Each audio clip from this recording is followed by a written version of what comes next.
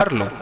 پچھلے دنوں میرے پاس ایک خاتون آئی، یہ بہاولپور سے آگے ہے، خیرپور ٹامے والی، وہاں کی ایک خاتون آئی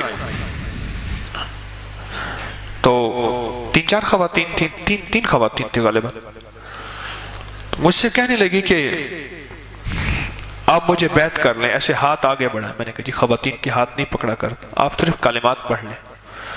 بیعت کری، کہنے لگے آپ کے تسبیح خانے اور درس سے میں نے بہت کچھ پایا، رسالے سے پایا، ہم فلاں سادات ہیں ان سے تعلق ہے، ہمارا گھرانہ سید ہے، لوگ ہمارے پاس آتے ہیں تعویذ لینے کے لیے، دم کرانے کے لیے، فلاں کے لیے۔ تو ہمارے بڑے کرتے ہیں یہ سارا کام۔ وہ خود ہی کہنے لگی بھائی ہمارا تو گزارا ہی نذرانوں ان ہدیوں پہ، ان تحفوں پہ ہوتا ہے جو ہمیں دے جاتے ہیں، ہمارے کہاں کاروبار ہے، اور ہم اسی پہ پل رہے ہیں۔ کہنے لگا آپ جو درس میں کہتے ہیں نا کہ یہ گدی نشین بیٹھے پل رہے ہیں، ہم بھی انہی میں سے ہیں، مفت میں پل رہے ہیں۔ لیکن کچھ سالوں سے میں نے زندگی میں کچھ کالے جادو کو شامل کیا۔ جب کالے جادو کو شامل کیا میرے عمل کی تاثیر بڑھ گئی۔ ہمارے ہر خاندان کی ہر عورت مرد تعویذ وغیرہ اور دم وغیرہ کرتے ہیں،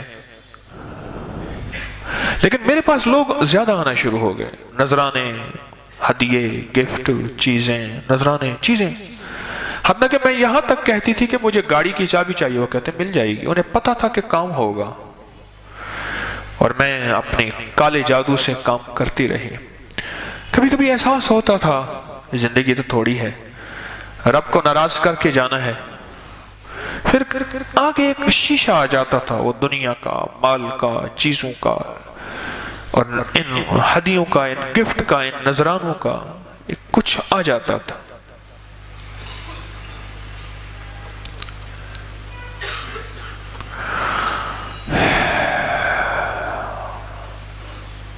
اور کہنے لگے کہ پھر بس کہیں سے رسالہ ملا، میں نے رسالہ پڑھا، اور رسالے میں مجھے کچھ عمل ملے۔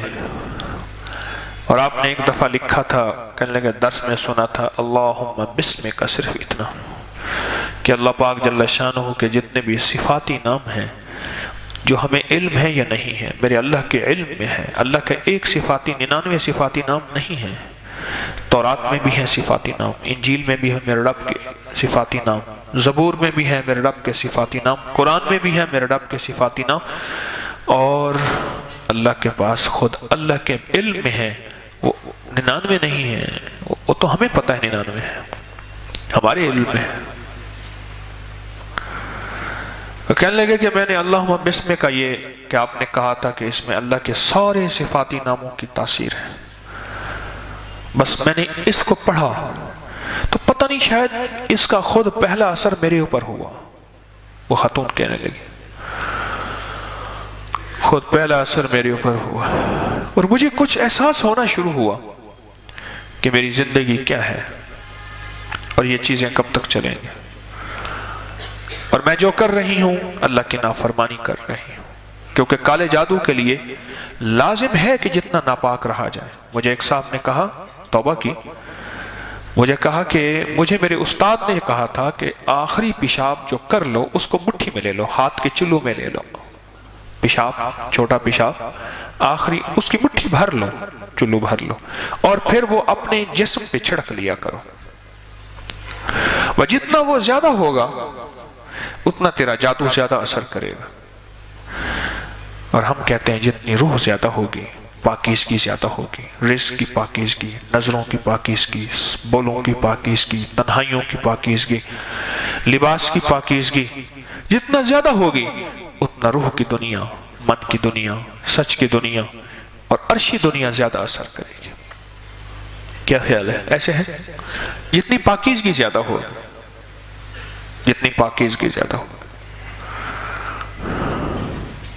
تو کہنے لگے کہ وہ خاتون کہنے لگی میں ناپاک رہتی تھی، اور بھی ناپاکی کی چیزیں ایسی ہیں، حتیٰ کہ میں کیا بتاؤں آپ کو، جب روشنی نہیں ہوتی، پھر اندھیرے میں انسان کو سب کچھ صحیح نظر آتا ہے، شیخ سعدی رحمۃ اللہ علیہ فرمانے لگے ایک شخص برف میں ٹھٹھرے ہوئے سانپ کو لاٹھی سمجھ کے لے کر چلتے رہے مجھے اس کا احساس ابھی میں چترال سے آگے کافرستان میں گیا تو وہاں برف ہی برف تھی، اس کا مجھے وہاں پتہ چلا کہ سانپ واقعی ٹھٹھر جاتا ہے، اور لاٹھی بن گئی، اور کہا کہ وہ اس سانپ کو لاٹھی سمجھتا رہا، اور جب تھوڑی سی گرمی پڑی تو سانپ میں جان آئی اور سانپ نے اسی کو پہلے ڈسا۔ خود اسی طرح روح کی دنیا، قرآن کی دنیا، مدینے والے کی دنیا ایسی روشنی ہے، یہ سب سے پہلے خود پڑھنے والے کو نفع دیتی ہے۔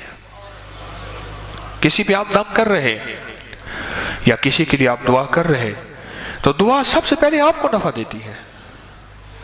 آپ کا کیا خیال ہے جب گندم کسان بیچتا ہے ذمہ دار تو سب سے پہلے گھر آتی ہے، منڈی میں فلور مل میں بعد میں جاتی ہے۔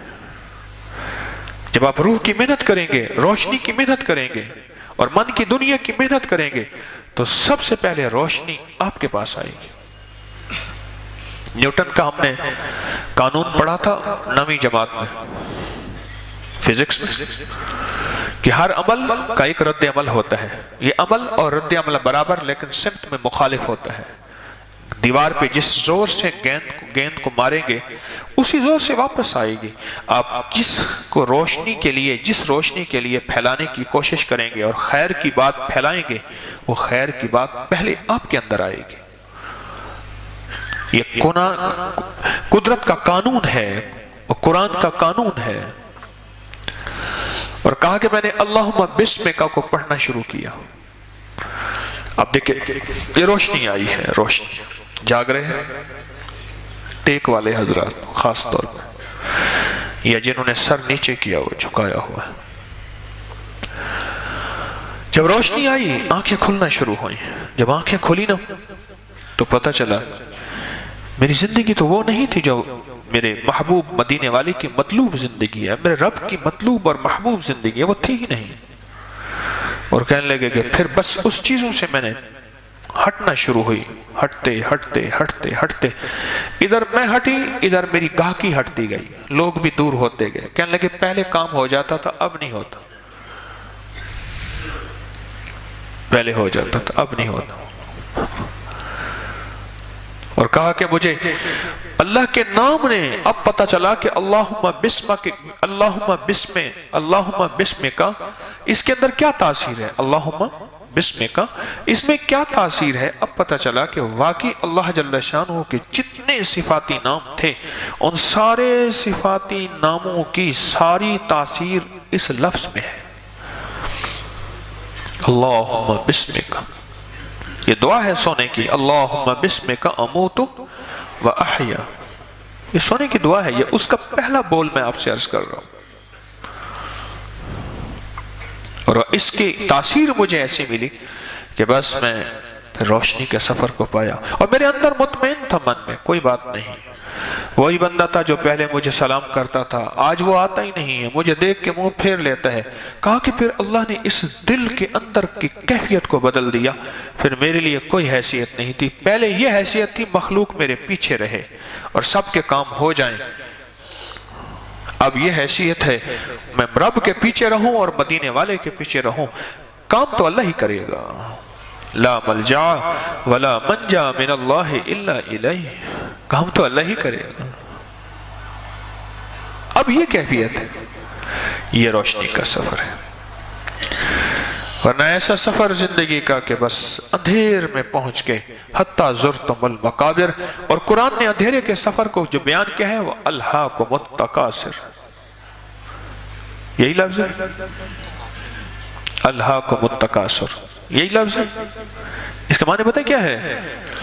الہاکم التکاثر کا معنی بتائیں کیا ہے؟ اس کا معنی یہ ہے کہ خود بھولنا ہی بھول گیا، نسیم منسی، بھولنا ہی بھول گیا کہ میں آیا کس لیے تھا، اور زندگی کا سفر جاری رہا اندھیروں کا، اور چلتے چلتے چلتے چلتے ایک وقت آیا اچانک جھٹکا لگا،